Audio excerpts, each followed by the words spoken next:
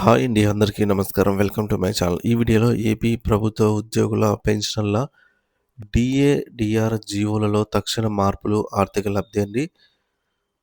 దీనికి సంబంధించిన పూర్తి వివరాలు ఈ వీడియోలో తెలుసుకుందాము. వీడియో అయితే ఎక్కడే కానీ స్కిప్ చేయకుండా ఎండ్ వరకు చూసేయండి. అప్పుడే ఇన్ఫర్మేషన్ పూర్తిగా అర్థమవుతుంది.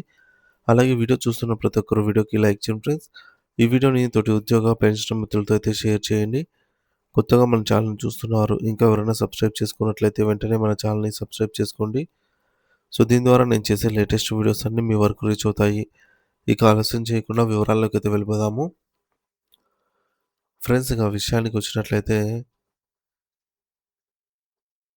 ఉద్యోగ పెన్షనర్స్‌కి శుభవార్త అండి. ఆంధ్రప్రదేశ్ ప్రభుత్వం డీఏ బకాయిల చెల్లింపులకు సంబంధించి జారీ చేసిన జీవోలలో కీలక మార్పులు చేసింది.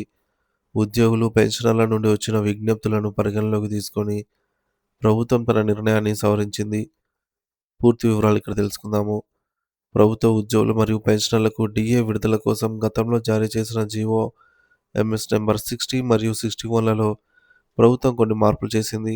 అంతకుముందు విడుదల చేసిన జీవో ప్రకారంగా డీఏ బకాయిలను ఉద్యోగులు రిటైర్ అయిన తర్వాత అలాగే పెన్షనర్స్‌కి 12 వాయిదాల్లో చెల్లిస్తామని పేర్కొన్నారు.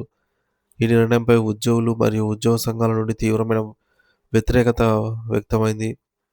ఏపీ ఎన్‌జీఓ అసోసియేషన్ అధ్యక్షుడు విద్యాసాగర్ గారు గత రాత్రి ముఖ్యమంత్రి గారి దృష్టికి ఈ విషయాన్ని తీసుకెళ్లారు. దీంతో ఆయన ముఖ్యమంత్రి గారు వెంటనే స్పందించి ఉద్యోగులకు సంబంధించి డీఏ జీవోలలో సవరణ చేయాలని ఉన్నతాధికారులను అయితే ఆదేశించారు. మరి ఈ మేరకు రాష్ట్ర ప్రభుత్వం తీసుకునే నిర్ణయం ప్రకారంగా రెగ్యులర్ ఉద్యోగులకు వారికి సంబంధించిన డీఏ బకాయిలు ఇకపై సంవత్సరం లోపు 3 వాయిదాలలో జనరల్ ప్రావిడెంట్ ఫండ్ జీపీఎఫ్ ఖాతాలో జమ చేయబడతాయి. సిపిఎస్ ఉద్యోగులు మరియు పెన్షనర్లకు వీరికి కూడా ఏడాది లోపు 3 వాయిదాలలోనే అంటే ఒక సంవత్సరం లోపే 3 వాయిదాలలో డీఏ బకాయిలు చెల్లించాలని ఆదేశాలు జారీ చేశారు. ఈ యొక్క సవరించిన జీవోలు మరికొద్ది సేపట్లో అధికారికంగా విడుదల అయ్యే అవకాశం అయితే ఉంది. ఆల్రెడీ ఈ జీవోలయితే విడుదలయ్యాయన్నమాట. ఈ నిర్ణయం ఉద్యోగులు మరియు పెన్షనర్లలో హర్షం వ్యక్తం చేస్తోంది.